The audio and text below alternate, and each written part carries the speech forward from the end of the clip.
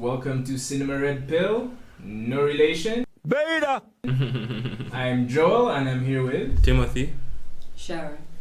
And today we're talking about Spider-Man No Way Home. Yay! Everyone is so excited as you can. Yeah, definitely, yeah. So Spider-Man No Way Home is the 20-something Marvel movie. Like 5 years made or 20, I don't know how many, man, I've lost count. More than 24. I remember an episode where it was 24, so maybe like 28. Grossing $1 billion to $2 billion. So that's man has made money out of thin air. So yeah, this is a movie. I think for me, I think this movie is, first of all, the behind the scenes interested me more than the actual movie. And I've been following the behind the scenes for months, like literally months and months. So there's the whole thing of like our Andrew Garfield. There are spoilers. Though I don't think anyone has not watched the movie at this point. We are spoiling. Yeah, 1.5 billion in Corona. Yeah. And it's also, you can get it in places. Yeah, it's on Disney Plus that is not available in Africa yet for some reason. But yeah, highest grossing. So it had like its whole drama of our Andrew Garfield and Tobey Maguire. If they are on the movie, and Andrew Garfield laid his ass off for months. Dedication, man. That thing made me laugh. Yeah. Is it in your contract? You must lie and lie. No, deny. Yes. But you know who did not give a fuck about like was Alfred Molina. He was like, like early 1 month ago, they were trying to sell me to be like, oh, is he in the movie? Is it he? Just so people like, yeah, I'm in the movie, I'm playing this car, and they come back through a dimension. People are like, spoilers. It's like it's a movie. Relax. Yeah. But yeah, so this is very much a Spider-Man legacy movie. But we already had one. We had Into the Spider-Verse. Yeah. Which I think better movie. Yeah, I didn't even have to say some people would say it's a better movie, but clearly. So yeah, this is a giant movie. Let's get into like the synopsis. I think we'll get into all that other behind the scenes stuff like afterwards. So basically the plot of Spider-Man No Way Home is the third in the Disney Sony Spider-Man trilogy. It's the finale in quotes, which we'll get into later as well. So we had Spider-Man Homecoming by John Watts as well. They're all by John Watts, right? All three. Okay, thank God. You can tell I really prepared for this. So we had Homecoming by John Watts, where we had Tony Stark kind of propping up and giving credibility, like Robert Downey Jr. in another overpaid role. And I think that's why we're not really seeing him as much anymore. And then try to write him out of the movies.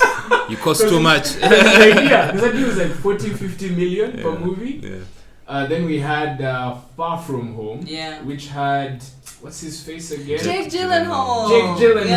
I like that. I seen his big eyes. Like that. That was a fun movie. It was a fun movie. It was cute. Fun twist. Yeah. And I think I liked that little that sequence where like he was flipping him around in illusions where things went down. That was really trippy. That's some acid trip stuff. Jake Gyllenhaal. Yeah. Cool. And I really liked the conclusion of that movie, like what it implied, because like the whole world knows Spider-Man's secret, and this is where this movie starts. The whole world knows Spider-Man's secret, and his life is pretty much messed up.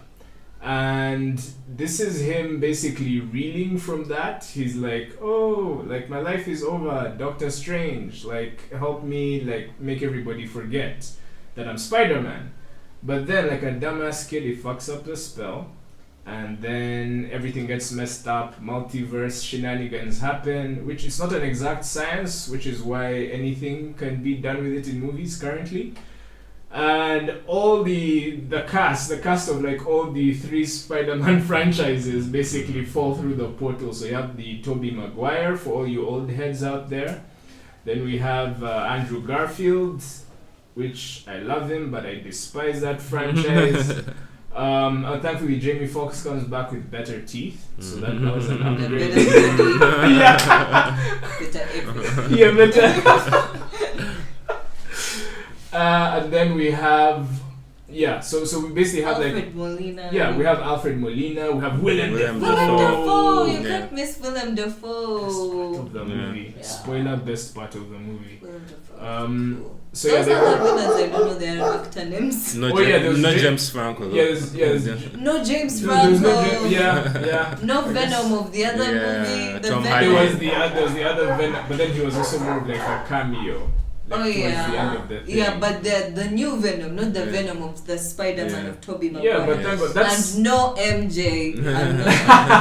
Kristen So Dunst, she's available. Or Emma Stone. And even Emma Stone, they said these guys, it was before they died. Even her, bring her back. I don't know, but like when you look at the fandom, is Kristen Dunst anyone's favorite? She's now a thing now. She's back You guys, again. is Andrew Garfield a thing? MJ, they would don't.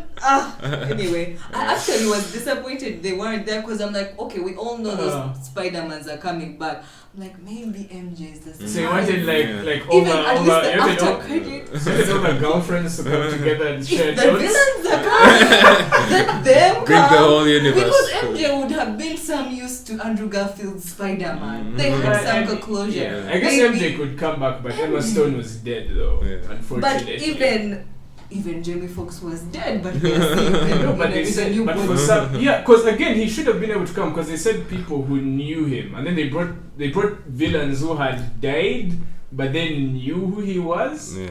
But they didn't specify that villains only, Right, so but she knew villains. who he was, and she could have. Plot mechanics, so Yeah. many. But Anyway. anyway, they needed the plot to happen. Yeah. So Strange fucks up the spell. The villains come through the portals, and basically Spider-Man has to return them. A bunch of tragic stuff happens in the middle there that we'll get into. And yeah, Spider-Man's life is never going to be the same, which I am very happy for, which I'll also talk about. So first things first, we're going to get into the story. I think I'm the one with the nerdiest knowledge on this thing, so I'm going to let you guys go first. Like in broad, I guess you talk about it in more broad strokes. Broad Like, strokes. but Very broad. Really Very broad. broad. I think maybe we Tim go first. Yeah, I mean, story-wise, again, as you said, you're definitely much more into like the lore of Spider-Man, and I definitely have like a relationship with the movies, especially the first 3 of Tobey Maguire, because we grew up on that stuff. That's that's kind of like the Spider-Man everyone still remembers and loves. Though again, Tom Holland, I think he's doing like a great job for like a whole new generation of people.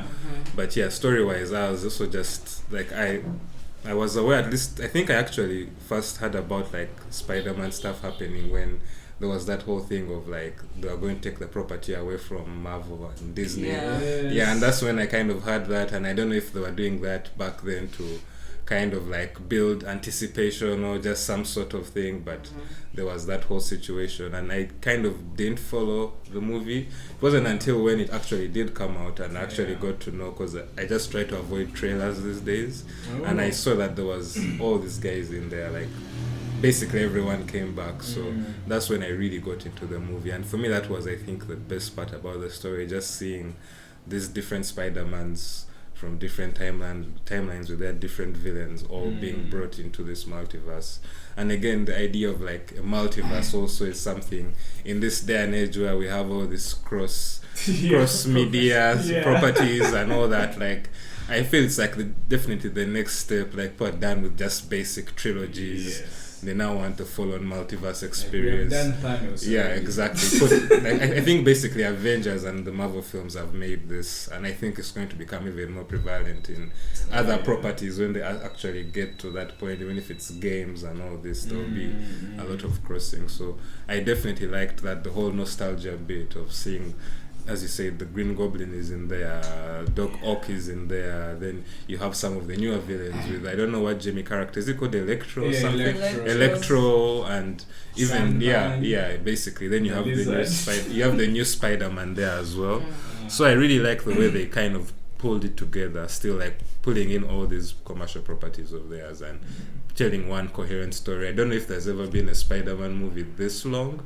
I don't know, it was 2 hours and a half. Think so. I don't think there has been, but of course I feel it was necessary, and Yeah, again, story-wise, again, another thing on story I just want to point out is, again, I really liked, again, with the characters, I liked the dynamic. Yes. I liked Tony Stark and the current Spider-Man. I felt they had a good dynamic. So even seeing Doctor Strange in this one I really liked the dynamic they had, and even the whole thing of him having to earn Doctor Strange's respect and all of that, and him being seen as just a kid. Yes. And by the end of it, he has kind of come to this sort of maturity as a superhero, basically.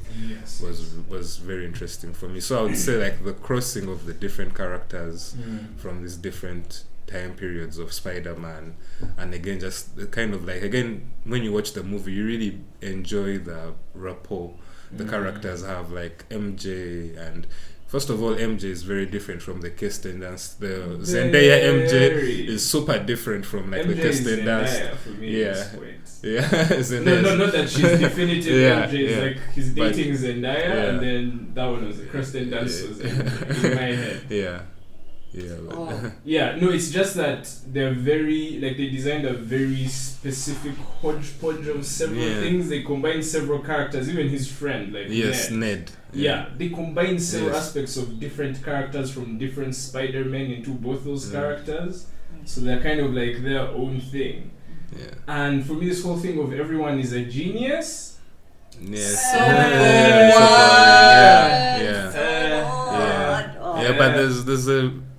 there's something you believe when you actually do watch, like, them, like, talk, like MJ and Ned. There's a very good rapport. The rapport is great throughout, even with Doctor Strange and the other characters. I think that's something they've really, at least with Spider-Man, they've really tightened on, with even Aunt May, who unfortunately dies in this, but she dies again, and we have that whole line again of with great power.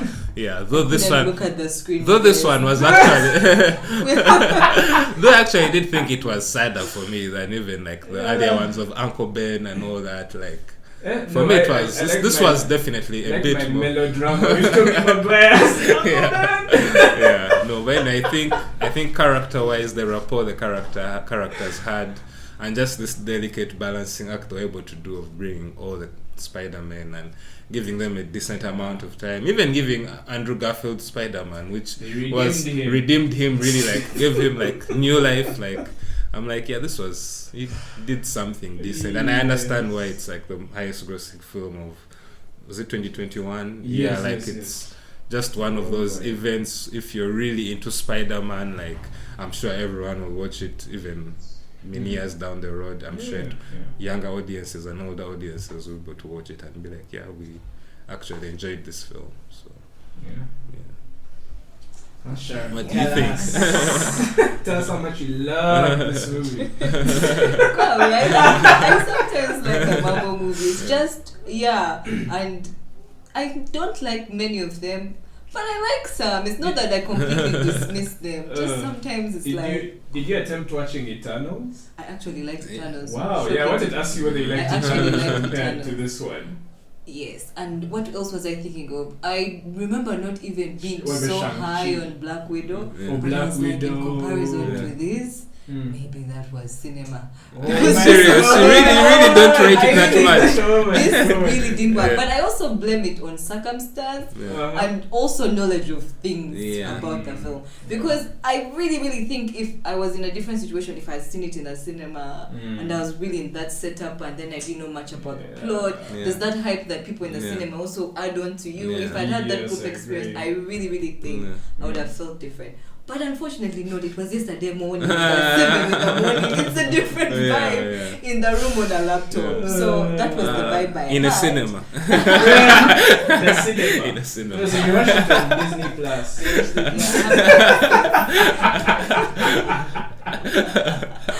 Anyway, so it just didn't work for me. It's first, there was no emotional beat that hit for me. The death of Aunt May did hit. The Spider-Man coming back did hit. The villains didn't hit. It didn't hit. I think the ending hit for me because it was sad for him to be approaching MJ without her knowing him. That beat hit. only other thing I remember, like, I was like, oh, this is hilarious, is when Jamie Foxx tells him I thought you were black. I was so pissed. I feel like that, because it's also an internet joke, and even the whole pointy thing is the internet meme. So that pointy thing did hit for me, but the I thought you were black hit for me. And knowing there's a black one that was made also after that is also. So yeah, for me this was a really bad version of Into the Spider-Verse. Spider-Verse really worked for me, and it was nice. It was fun because it's like a kid. Spider-Man is a kids movie, and sometimes you can really enjoy a kids movie. And Into the Spider-Verse was such a vibe, and the mix and match was really interesting. And all those yeah, but it was a bad one. And then the fact that it's just looking at it as a movie. I was thinking of when I tried to like gather people to watch something. Now I thought of getting like Sean to watch this. Someone who of course will not remember an old Spider-Man. You hear making Doc Ock's entrance look like a thing, but if I don't know Doc Ock, what is like the experience, like thinking of it as a movie alone. It's just not a movie alone. It's homework. That thing even made me now start. It made me like think about what the DC people are doing, and I'm not going to be critical. Don't redo Batman over again with a new person, as long as it's a cohesive story that I can see alone. I don't have to remember what this one and that one. Guys, you miss your standalone movies. It's like let the movie be a movie alone, because if the one before, I feel like it was a movie alone. Yeah, it is. This one really this one is an very much episode of a series. We need to watch the proper thing. And it's tied to the nostalgia. Like nostalgia is a very big part of like the appeal of this. Especially for the people that grew up watching. Exactly. Yeah, so that really didn't work for me. So the way he didn't manage to save Gwen Stacy, then he has this redemption. I felt the scene just went on too fast, and I didn't feel like it was even set up enough to have an effect. There was some lack of effect for me in it happening, and then it like I didn't feel a record. I didn't really feel it. I think I saw his redemption coming from a different, definitely if I saw it like that, I would be like, no, not really. I wasn't, But I do get that on the surface, that's definitely what they were going for with the movie. That's what I was. For me, the redemption was seeing him act in a better written movie than the other movies. Better written, I said better, not the best written, but better written. And for me, my favorite scene of his was when like Peter is like Tom Holland's Peter anyway. Is like all emotion on the roof because his aunt has just died. You don't understand the pain, blah blah blah. No, Andrew Garfield could actually do some acting, which in a Marvel movie it's tough to find your scene to have an Oscar moment. That's a bit, true. So for me it was very, I heartfelt. It like added nuance to his character because we did not get an Amazing Spider-Man 3. So even him hinting to the fact like, I went to this really dark place, made me see him in like a different light. It's like, I'd actually love to see what that Spider-Man did. Like a Spider-Man with like no moral compass, like completely like unhinged, pissed off at the world. Like that's interesting. It's kind of like what they tried to do with Tobey Maguire in Spider-Man 3, only they did it way worse. But his dialogue alone showed potential for like what that could look like. So I was like, because it took me back to that the whole aspect of, I thought he was a really good Peter Parker. Like he was a good Spider-Man. But the movies he was in were bad. God awful. Despised it. Like Emma Stone was Gwen Stacy. Really, I wish those two were in a different property. Otherwise, they were gold. It's just interesting. So for me personally, can't speak for the community, but for me that was a redemption. Just seeing him get to be in a better movie and be like, I'm actually a good Spider, because he's shot on as like the worst Spider-Man. I mean, there have only been 3. Yes, like he's the worst in the bunch. So the fact that they gave him that moment, especially for me, was the redemption. For you, who's the worst? You're overthinking it. No, because it's a tough question. But like, I would only say the least. I would say like the least is Andrew Garfield, and that's because of circumstances. Unfortunately, Tobey Maguire for nostalgia. I think pure nostalgia. The least. Tom Holland for me is quintessentially, like he's what Spider-Man is, like the comic book character. But it's just that also now the story he's in I dislike for different reasons that I'll get into when I'm talking about my part. Okay. Yeah. I also wasn't a fan of the whole cure thing. The cure? I don't know, curing the villains. Oh, so Spider-Man has to Spider-Man, unfortunately. Yeah, that was... that pissed me off on a moral level. Yeah. Like...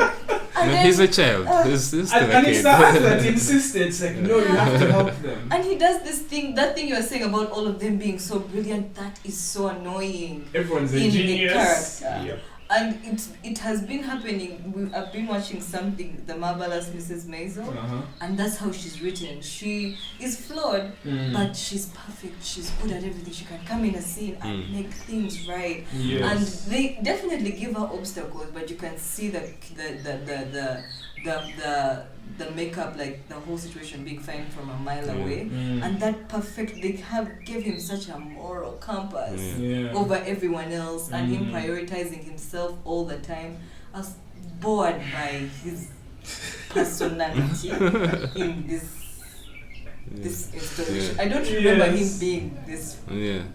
So you're not as annoyed by him in the I don't remember previous this, but this whole I'm going to cure the villain, like that was. It's like, so anyone with like problems, you can cure them and they stop being bad. That's just I guess they're set up as they're mentally challenged. They need help. That's even Which worse. is more a lesson they need to give to Batman. He needs to stop beating up mentally challenged people. Yeah. Beating people who are trying to feed their kids. Yes. Last thing, did you see the thing about how the guy who plays Daredevil, Matt Murdock, how he was sad that people didn't cheer for him? What? Was like at the premiere or something? Like were you seeing videos of people cheering when the Spider-Man would go on screen? So he was sad that he was in the theater and they didn't cheer for him when he came on the screen. When he was in the theater? When he went to the theater to see if he's seen, because I think he had seen them cheering for the Spider-Man. But he went like later or what? Like I don't know when he went. He needed to go on the premiere. I even wish he hadn't announced that thing, because I think I would have been more excited to see him. But but the thing is, the way they set him up doesn't have cheer potential. I don't know. Like they don't make it much of a crowd reaction thing. It doesn't give you like. I don't know. Strange. Because I felt like I liked his series. Yeah, because I don't know how. Because I know people did like his series, but for me that also felt like more of a comic book person's cheer. Because in the comics he has that history of representing superheroes as his legal persona. Those are like images we've grown up like reading and seeing in the comics. So I can see premiere night, those hardcore people being there and being like, yes, we got this scene. Not that the actor himself is there, because that's fine, like that's fun. But for me, that Daredevil is there himself and that he's legally representing Spider-Man, that's great. But what I did not like is that I wanted a court scene. I wanted a courtroom scene. It was such a tiny scene. Yes. And then he caught the thing as like, I caught it because I'm a really good lawyer. Which I guess is funny, but... And that wasn't funny. I'm not giving consolation. Yeah. I didn't even pay attention to that. So I was like, oh, he's okay. But I'd say I enjoyed Did you watch Hawkeye? Yet the series? No, I didn't watch it. No, I mean, yeah. Maybe if you don't care about spoilers, really. Okay, this is irrelevant to Spider-Man. Irrelevant to Spider-Man, but a Daredevil character shows up in Hawkeye. Matt, this one? The same one? No, a different Daredevil character from the series. Who is the next big Daredevil character? Oh.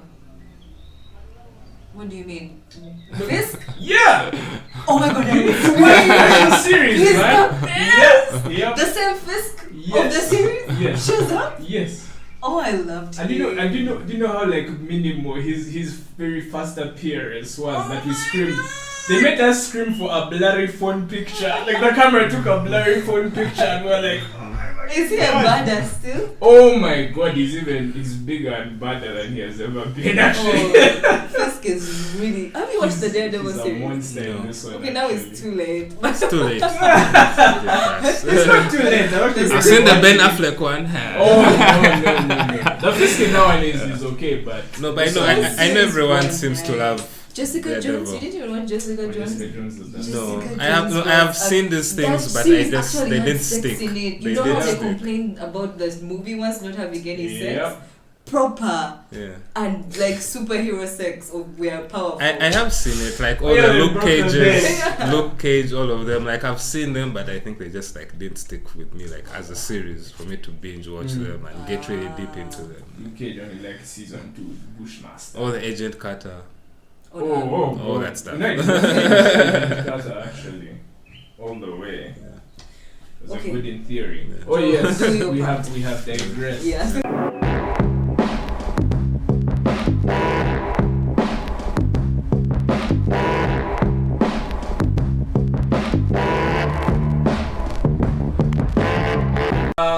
So Spider-Man.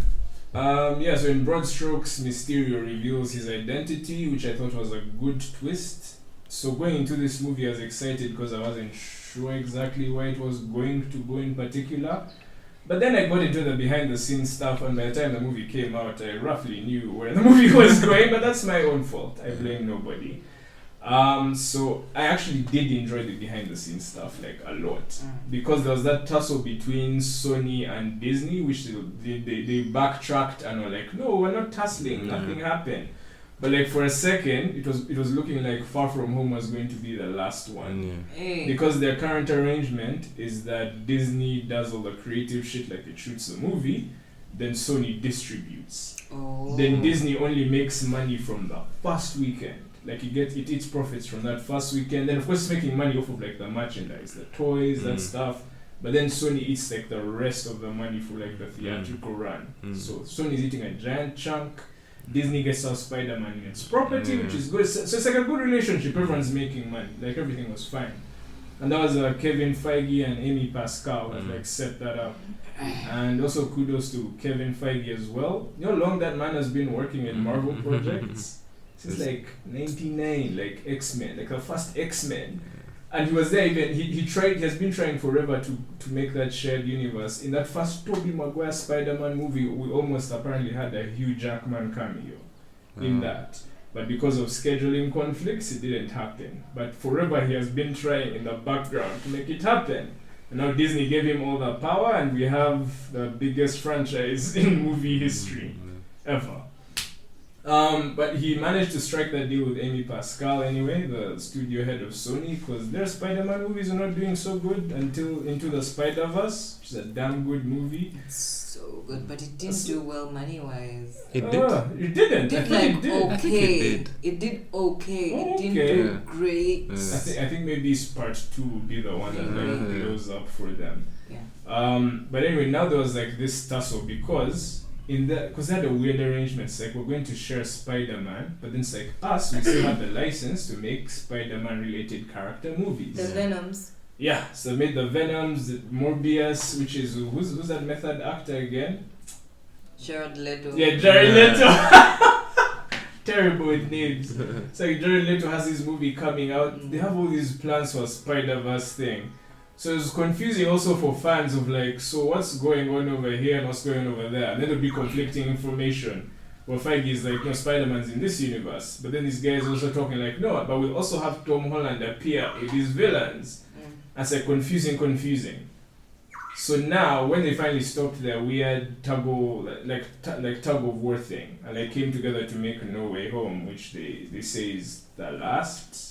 Is it? That they'll make together in quotes. Like so the way they set it up, which I thought now was a brilliant use of this plot line, is why they even used the whole multiverse breaking thing, was to reconcile how Tom Holland can appear in Disney movies and appear in Sony movies at the same time. So useless. Yeah. So now because of setup, and that's why they had like that Venom as well specifically be the Venom that we had. So because what did he do? He popped in, like the end credit scene of his movie, then popped out in the end credit scene of this movie. Spider-Man movie. Yeah. So like he was just there like connect, and he left his little Venom goo there. Yeah, for, so like Tom Holland to like pick up or whatever. Yeah. So they're setting it up so there'll be like a kind of Spider-Verse, like metaverse of like movies that goes on with like all the Spider-Man. So potentially we could see Spider-Man 4 for Tobey Maguire like be made. Potentially see Amazing Spider-Man 3 with Andrew Garfield be made. Like all these things are possible now because we have a multiverse. So you have several years of Spider-Man movies to look forward to now, Sharon. But I actually thought it was more about closure. I thought it was about like Andrew Garfield and like Tobey Maguire. Money is the best closure that you can there always has to be a catch with the money. So yes, there's the sentimental part. Like okay, that's the business aspect. You get like the sentimental part of it. Yeah. So why primarily, before I get back into like the other meaty parts of the story, I'll say the major reason that I liked this Spider-Man movie is because I feel now it set up Tom Holland to be the like perfect representation of like what Spider-Man actually is. Spider-Man's supposed to have a shitty life, like not that many friends, he's poor, has his shitty apartment, nobody cares who he is, his life is miserable. Which is also why I kind of like the Tobey Maguire movies more. Like as much as they're cheesy and stuff. Remember like Spider-Man 2? His life was shit. Yeah. Everything he did, his relationship was failing, he was getting fired from every job. His life was a mess. He was thankless and he was saving the day all the time and the city was shitting on him as well. Yeah. That's what the Spider-Man story is supposed to be. Supposed to have his shitty outfit that he sews himself. This kid has been spoiled with like stuck technology. From that has been my only gripe. He's so everyone gives him gives him like stuck like the biggest billionaire on the planet. It's like, oh, here's like a fancy suit. In the second one, it's like you have access to like this satellite that can fire drones from like space. It's like you are way too overpowered and you're way too spoiled and pampered. You have access to all these gadgets. But now this like really took him back to basics, and it's a setup I didn't see coming, but that I was happy happened. Because we go from like the spell which is like forget Peter Parker is Spider-Man, and at the end it's like forget Peter Parker completely. So even the friends he made on the Avengers, gone. Like he doesn't have those contacts anymore. Not even Doctor Strange remembers who he is now. Yeah. So he is just solo. Like no one gives a shit. Like people just remember Spider-Man. Like oh yeah, he's a hero and he has like fought and saved us a couple of times. But Peter, we don't know who the hell that kid is. So for me, when that scene that you said you liked that was like sad, like at the end, I really really liked it as well because he's just hard reset. Yeah, that's like, tough. Yes, and he has to like rebuild because now we're in the foundation that he's going to build with MJ, the relationship they'll have. Start again. Yeah, a fresh. And yes, and now we're back to the regular shitty life that he's supposed to have. And I've been dying to see Tom Holland in that aspect because I still feel like he has been my favorite Spider-Man in theory for like the past 2 movies. Because I felt like they nailed it with the casting. Like his voice is like the voice I had, like when I would read comic, like legit. Like he just sounds and feels like the character. But the story he was in was too expensive for like a kid that age. Yes. So for me, that reset, I was happy to sit through 2 hours 38 minutes if it gave me that. Because he has like a shitty costume at the end too. You see that cheap fabric he's wearing at the end, that cheap shiny blue. I was so happy to see that. That's the best. Anyway, now dialing back to all those cameos, because you made a very fair point. Because you said if you were to bring people in to watch the movie, let's say you have Alfred Molina showing up, like who cares who that is? If you know the Green Goblin. Yeah. He has. I remember his backstory, and it's nice. And Willem Dafoe is great. He was my greatest actor in that thing, but. You have to know that stuff or it's really bad. Yeah, and I feel like I guess that's the only criticism now with Marvel movies which they can't really escape. Yeah, I was about to say that because it's all their movies basically have that situation. It's not failing them even. No, like people watch it anyway. No, because I've had I've had those issues. People like whereby you put for them like I don't know, random Marvel movie, and they're like, so what happened before? Like they need to know the whole backstory. And a raccoon shooting like a gun, like it's hard to catch up with all. Yeah, and so when they are crossing and all that. Like those videos, it's like this video online I watched of this guy taking his brother to see Endgame when he had never watched a single Marvel movie. Oh my god, that's a hilarious reaction. You're going to go see this great movie. It's like I had no idea what was happening. He's like talking raccoons, a fat guy with a hammer, and there's a guy with a shield. It's overwhelming. Yeah. So I do agree with you that they are all really at that point where you have to do homework to know anything about anything. And I feel also if you're a kid of a certain generation, you might not have necessarily also watched like the old Spider-Mans. Because there's kids that have grown up with like Andrew Garfield or Tom Holland. But Spider-Man, if you care, you really will. And I don't care, but I have. But you know, kids also get to a certain point where like anything beyond this era, they just it's just they can't relate. Yeah. And Tobey Maguire's stuff is cheesy as hell. Like when I rewatch that stuff, I know nostalgia is fueling most of it. Because whenever I watch it, I'm 10 years old again, and I'm like watching it in that era. That's like every 2000s movie. Sharon, you'll agree, is cheesy as hell, right? Fine. Superhero movies, especially. More daytime fights. Daytime fights. Now we get too many nighttime fights, and that really is way more dramatic. He has. It's cheesy. I feel. I remember Core 2. It's held as the great one, right? Yeah. It's where Alfred Molina is. It's where he fights on the train. It's where the Sandman is. Great. No, Sandman is in 3. He's in 3. Yeah, he comes in the beginning of 3. Yes. But so it's 3 villains, that movie. Jesus. It was James Franco, Sandman, and Venom. Bloated movie. Grace. Yeah, Topher Grace. So what's it? That 70s show. I didn't even remember Topher Grace being shit. I rewatched it recently. His acting did not age well in that movie at all. It's actually really, really bad. He wasn't great at all. I mean, that's why he's not around as much. The best friend who killed over his bitchy. Yeah. But that I don't even remember how Spider-Man 2 ends, but the train scene is super memorable. I don't remember if... And then he's struggling with MJ. I remember that. Yes. And that had real stakes in, like, small stuff. Oh, no, that was a perfect movie because it even ends with, like, MJ ditches her guy, like, at the aisle to go and live in the shit. She ditches an astronaut.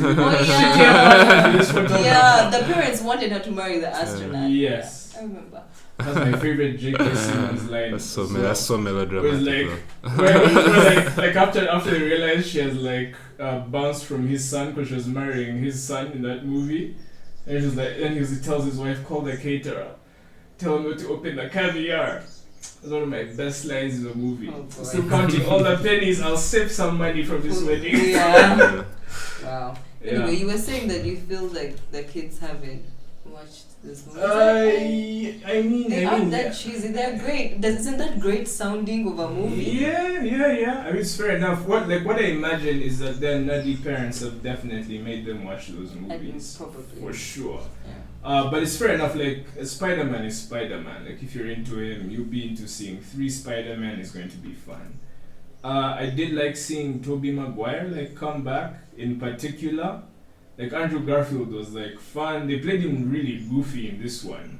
Yeah. As well. I don't know if he's goofier than I remember from. I haven't watched his movies in like a long time. He felt like more of an asshole. What, like in his movies? In the Amazing Spider-Man. I think he was No, he was just a very super confident Spider-Man. He wasn't like Tobey Maguire and guys, I promise he was just super confident. Like go and rewatch Amazing Spider-Man 1. Yeah. It's not. I mean, it's played. He tries to play it off because Spider-Man's a person that like makes fun of the villains a lot as he fights them. But Andrew Garfield has some genuinely mean lines that he says to people as he's beating them up. He's just because they played that Spider-Man as they were trying to do like Dark Knight Spider-Man or something with those Amazing Spider-Man movies for whatever reason. But it had this dark edge. Yeah, there's like they're trying to do this dark edge with it where it's like it's too heavy in the reality, and that's kind of what messed up the tone of it for me. Like Tobey Maguire is like fantastical and cheesy, and I respect it for being consistent. Like what it's doing. Same with Tom Holland's thing, it's consistent. But Andrew Garfield's Spider-Man, they weren't sure what they wanted to do exactly, and they're dipping toes here. So here, like, he was goofy, may not necessarily be perfectly what he was before, but I prefer this version, and it's the version I choose to remember. Then Tobey Maguire himself, I liked seeing him show up, especially just in casual clothes, like the older, like slower, like more mature Spider-Man. It's like in his 40s. Yes, and it made me wonder. Could you still be Spider-Man at 40? Yes. And there's so many dark stories, we shall never ever see them. But there's like these stories with like older Spider-Man, and there's this one story which is really messed up, where he kills MJ. Like MJ gets cancer from being with him, and you know how she gets the cancer? Oh. From his semen. Oh, that's a really dark Spider-Man. It's a really the story dark. is him wrestling with that. Like I killed the love of my life, but yeah. But I don't think we'll be seeing that in any movie though. My mutant semen. A lot of people have issues with that story as well. Comic readers themselves, they're like, why is this a story that needed to be told? But yeah. But anyway, I did like seeing this more mature Tobey Maguire like walk through that thing. And also like the almost sage fatherly advice. Like he had that air about him. Like I really loved the way he carried himself, and made me curious actually. So even like when we're talking potentially about like them making another movie of his, I would not be opposed to that. Like usually I'm opposed to like retreading water with like old properties, or sometimes it's just better to let things die. But I think like in better hands, I mean I'm not saying Sam Raimi's hands are not like good hands. He's like doing Doctor Strange 2 now. He's the one that did those. He did those Tobey Maguire movies. That's all. Yes. And people like to be like, oh, well, I wish we were doing the Sam Raimi ones. Let's see what he'll do with this No More Universe. Yes. Which people complain about a lot. Oh my god! And he's been talking forever about how he's been panicked throughout like making this thing from the get-go from the script but level. He was a replacement because Scott Derrickson is who did the first version. Yes. Then he wanted to make it more of a horror. They had creative differences, so then they replaced him with Sam Raimi. Yes. So I'm very, very curious. But I mean, he also does horror and Sam but also it's also. He did the Saws, which franchise? Evil Dead. No, but it's also not like horror in the classic. It's like very dark. It's horror comedy. Comedy. It's like borders on comedy. It's like ridiculous kind of the scenarios.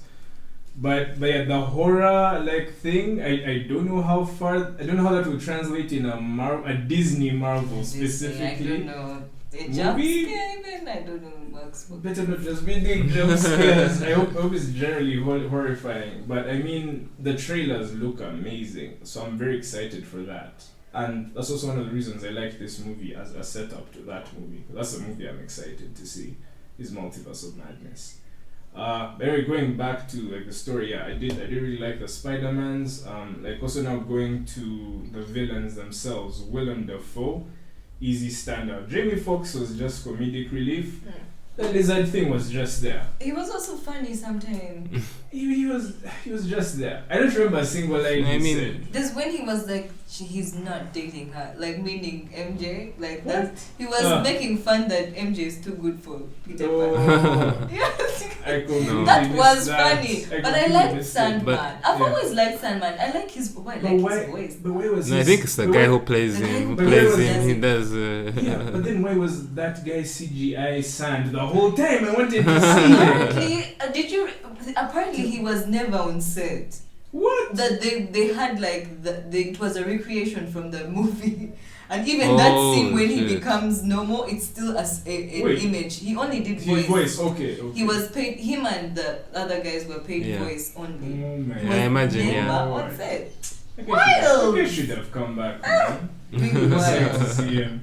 Like that, like Spider-Man 3 is not the best, but I liked him in that. That's why I thought he was in Spider-Man 2, because why was this good guy in the bad movie? Yep.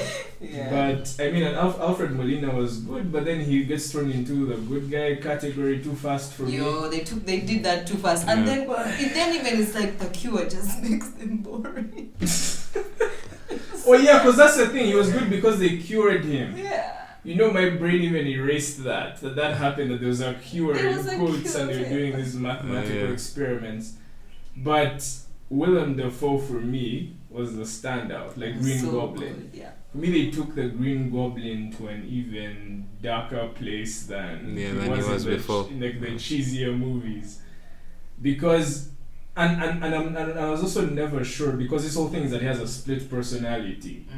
But the thing is that when he was quote unquote normal, when he like first meets like Aunt May, like when she calls Peter and is like, oh, like one of the guys you're looking for is at the house, and Peter goes there in like a panic, like oh shit. The thing is that he was embellishing the fact that he does remember, because he's still talking about like, oh, this guy takes over and I don't remember what happens. In my head, I'm like, but you just talked to him like by the trash cans. You know what's happening. You know what your other side is doing. Yes, he destroyed the mask. Yeah, so like, why are you lying though? That's a hole. I don't know if it's like a hole or just more of like a character thing itself. Because Norman Osborn himself is not a good guy. He's like a business shark type of person. So, I found that interesting. His personality disorder just manifesting itself that exactly. way. So I wasn't sure, because I guess that one's up to interpretation, because it might have still been in control the whole time as well, like who knows. But I really liked the twist with him, and like him like turning on Peter. His arc was fun. Yeah, that was terrifying. Like when I realized, oh, they're going to potentially kill Aunt May, I was like, shit. But are they actually going to do it? And they actually did it. But they said the line first. They had to say the line. And you know what? I'm glad they said the line. Yeah. Because the Andrew Garfield's movie kept running away from saying the line. They said it was... Yeah, because it was. They kept like thinking, oh, it's not cool anymore. So it's really not. It meant I felt secondhand embarrassment. I couldn't look at the screen. Cliche. What is this? And I guess I don't know, like origin wise, because I think we had like assumed, at least I had assumed, that the whole Uncle Ben thing had happened off screen, and he had said those words at some point to him. Yeah. So for me, I was like, you need to kill Aunt May as well. But why does Spider-Man keep calling her May?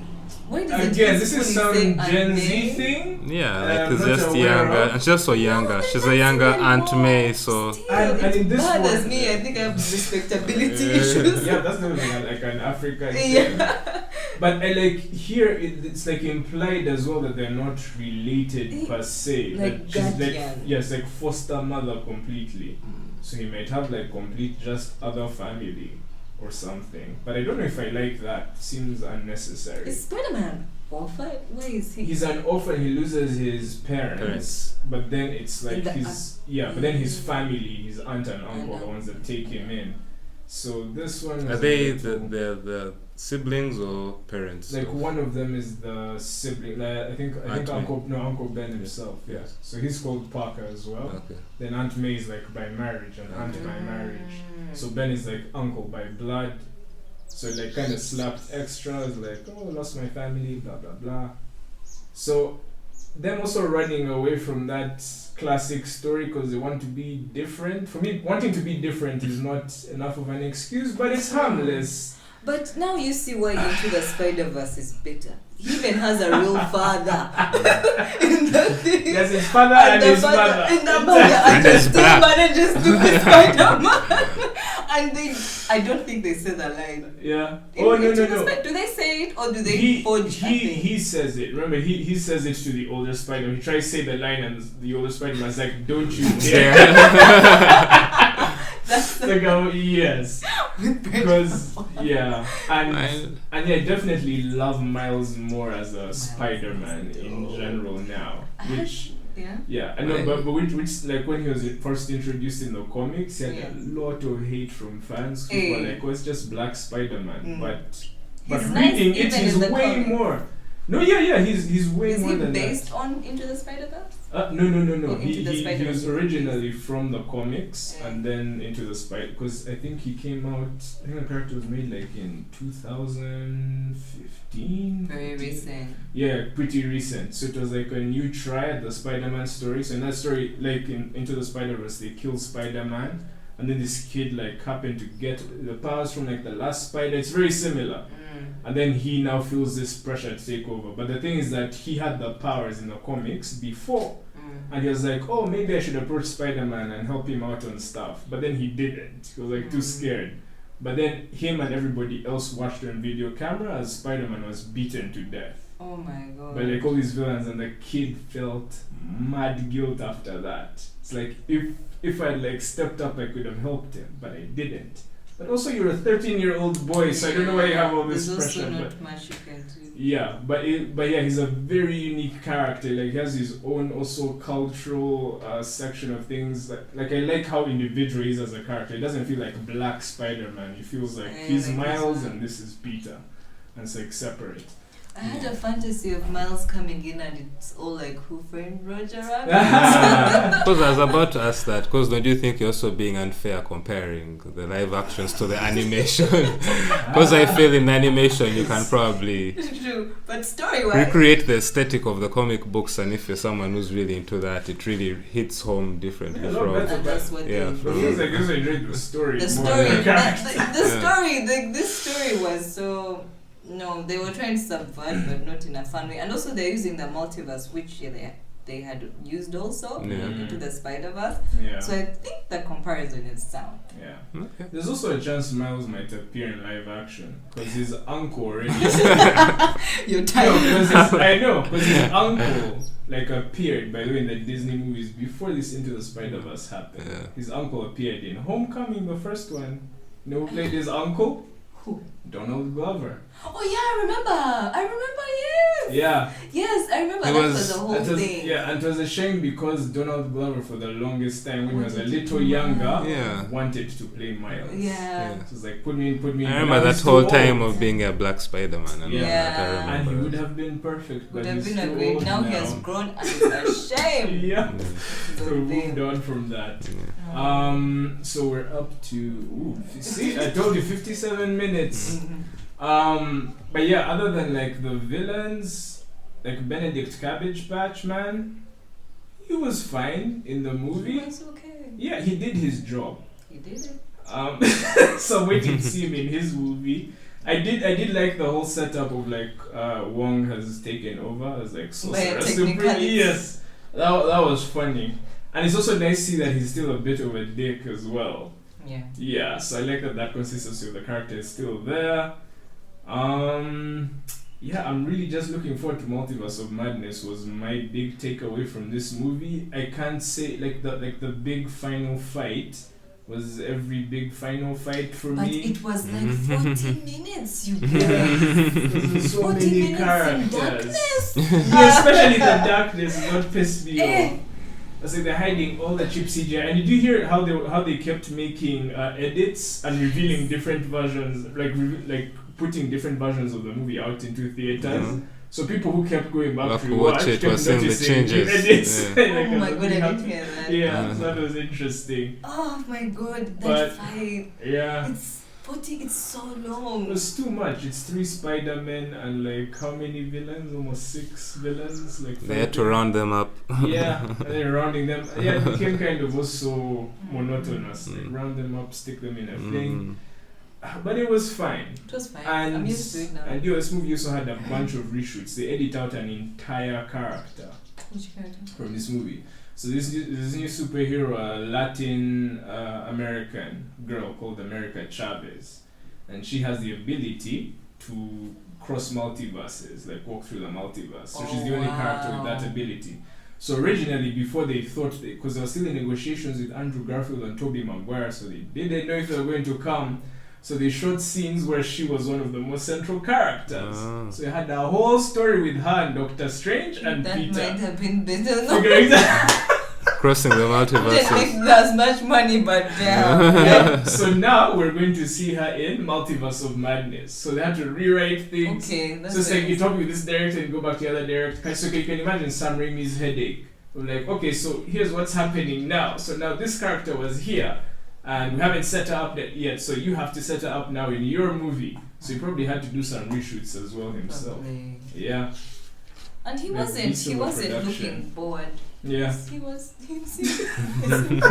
seemed happy to be there. Yeah. But anyway, I feel like this review is as bloated as the movie now.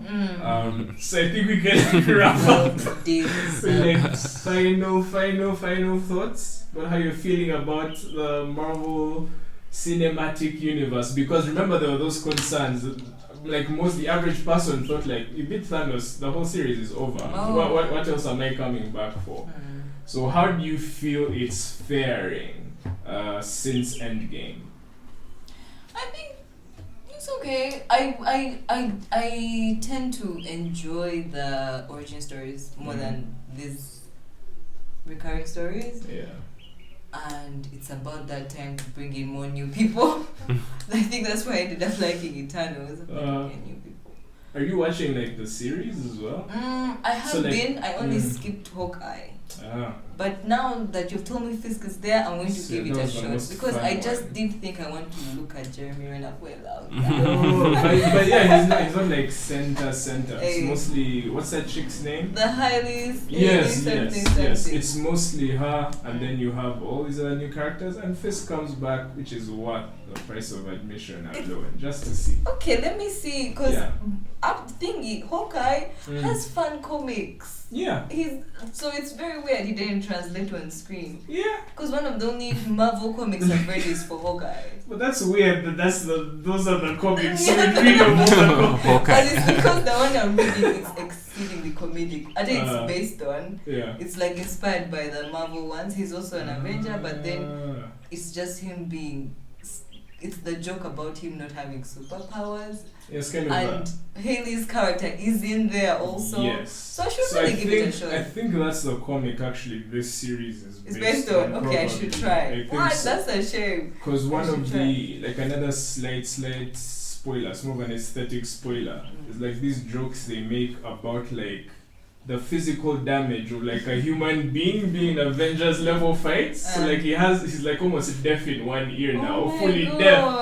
So they ask him, they have like this one joke where like oh, what happened to your ear? Then they have this quick montage of like all the explosions. I was like, of course that's what would happen to any human. That's funny. So that stuff is very funny. Seeing like his humanity. So I did not particularly enjoy Hawkeye in the Avengers movies, but in the series he's fun. Okay, I'm going to give it a shot. And yeah, because I felt like Captain America, for instance, was way too serious, and I could get why you didn't like Loki being as like not for you. But this one is very down to earth, just fun, and it's very comedic as well compared to the rest. Very light, and it's based around Christmas. It's like a Christmas series. Okay, I'll give it a shot. Cute thingy. Moon Knight looks nice. Yes, Oscar Isaacs, the schizophrenic superhero. So yeah, you can tell why he took it. I see now issues of not seeing films. I didn't see Let There Be Carnage. Yet I have it, but now see how it's like there's a whole Venom thing happening. But I liked the first Venom. It was silly. It's really. I will still watch it. You watch it. Tom Hardy it's fun to look at. It's watchable. Yeah, but that's the thing. It's a hot mess. Like whether you like it or not, it's really up to you. Yeah. But yeah, for me, well, when you're Carnage in the comics, no one would want to watch that. So I understand why they dialed it down. But it's like a mass murdering, psychotic, like serial killer. Wow. With a Venom symbiote. And I like the casting. Man, I'm so bad with actors' names today. Who's the guy that plays Carnage? He's the guy in Woody Harrelson. Yeah, Woody Harrelson. No, oh yeah. Yes. I love Woody Harrelson. Yes, that's what I said at the end of Venom, but Michelle Williams is still in there also, just I think being so. around. Yeah, she's just around. So I'm the ex-girlfriend. I'm around. But yeah, I enjoyed it better than the first Venom, though. I'll give it. Oh wow, I enjoyed the first Venom. I watched it in the cinema and I was like, no regrets. Yeah.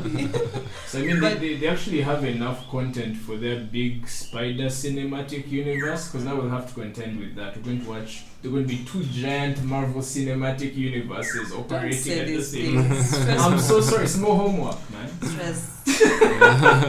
Yeah. But Anyway, Tim? Yeah, personally, you know me and these comic book movies, I find it impossible to generate an opinion. And you said something though about like how they are faring like in the past. I think the only one I actually did see and actually thought was good was WandaVision, because the style is so different. Nice. But otherwise, pretty much everything, it's same beats, same everything. So pretty much, I don't know. It's just really hard for me to really even fight like against the whole money-making machine that is now Marvel and all that. Like, there's really no point even hating on it. Just go with the flow. But I'm really more interested in the ones that, like, WandaVision was definitely one that shocked me when I actually watched it. Because they just did something. It's a superhero movie, but it's completely different. So that's just my opinion. It has to really be something way out there, and in this particular case, again, I watched it just for the nostalgia. But I don't think I'd even ever go back to watch. It's a hard rewatch. Runtime, like very hard rewatch. Big dedication. But I remember, I think at one of the conventions, Feige saying after the whole big Thanos saga, the Infinity Saga, which is like, you're saving the entire universe, basically. He said his approach was going to go back to more street level, like heroes and stuff, like more like ground the story more. Street level. I know, he might have embellished a bit in that, but when you look at it though, we have like Shang-Chi, who's like a martial artist. I forgot about that. Yeah, I know. You just like forgot that happened last year.